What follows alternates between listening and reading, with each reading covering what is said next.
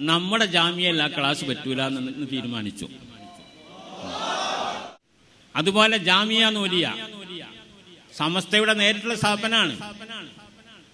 ആ നേരിട്ടുള്ള സ്ഥാപനമാണെങ്കിലും അന്നേ പാണക്കാട് പോലെ സയ്യിദ് അബ്ദുറഹ്മാൻ ബാഫഖി തങ്ങൾ പ്രസിഡന്റും പൂക്കോയ തങ്ങൾ സെക്രട്ടറിയും ആയിക്കൊണ്ട് പോരുന്ന ഒരു പാരമ്പര്യത്തിൽ തന്നെ ഇന്നും പാണക്കാട്ട് കുട്ടികൾ തന്നെയാണ് നേതൃത്വം വഹിക്കുന്നത്. ആർക്കും എതിർപ്പൊന്നുമില്ല.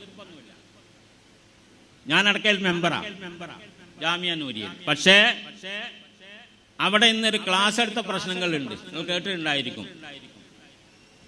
മുഹമ്മദ് ബിൻ അബ്ദുൽ വഹാബ് എന്ന് പറയുന്ന വഹാബിസത്തിന്റെ പിതാവ്, വഹാബി പ്രസ്ഥാനത്തിന്റെ പിതാവ്, അദ്ദേഹം രചിച്ച അത്തൗഹീദ്, കിതാബ് തൗഹീദ് എന്ന് പറയുന്ന അദ്ദേഹത്തിന്റെ കിതാബ്, അതിലാണ് തുടങ്ങുന്നത് നമ്മളെ തൗഹീദൊക്കെ.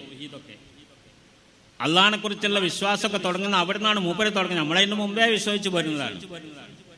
അതിലാണ് നമ്മളൊക്കെ മുശ്രിക്കുകളാക്കുന്ന പ്രസ്ഥാനം വിഷയമുള്ളത്. ആ കിതാബിനെ കാവ്യരൂപത്തിലാക്കി. അങ്ങനെയാണല്ലോ, കാവ്യരൂപത്തിലാക്കും. കുട്ടിയൊക്കെ പാടാനും കാണാതെ പഠിക്കാനും ഒക്കെ സുഖമാണ്. അങ്ങനെയാണ്.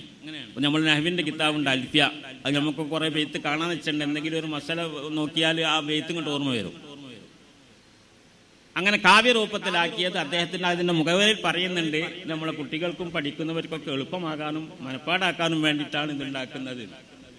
അങ്ങനെ വലിയ സേവനം ചെയ്ത ആളാണ് ആ പണ്ഡിതൻ. അദ്ദേഹം ഗൾഫിൽ ജോലിയായിരുന്നു ആ സമയത്ത് ഉണ്ടാക്കിയതാ.